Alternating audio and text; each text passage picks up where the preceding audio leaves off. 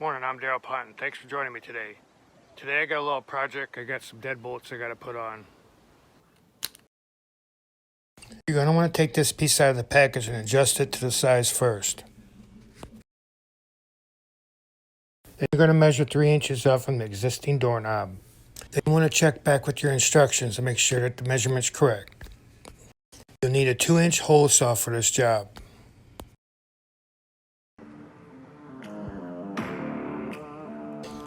Once you've made a pilot hole through, you want to go on the outside and drill through the opposite way.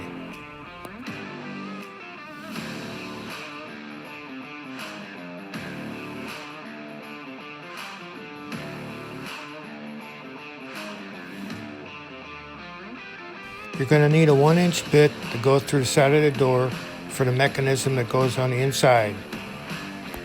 After you have this piece in position, you're ready for the key and the latch component.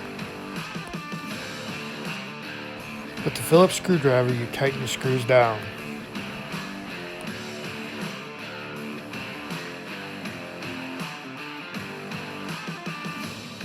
Now you're going to go to the door jamb and mark out the strike plate.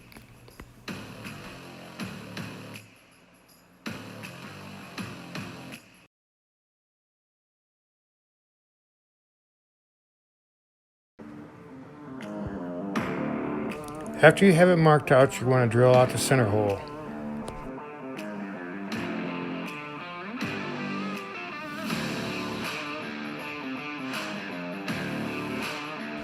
Then you're going to want to close the door and make sure that the operation is correct. Then you need to chisel out the inset for the strike plate. After you install the strike plate, you're going to want to make sure the locking mechanism works correctly.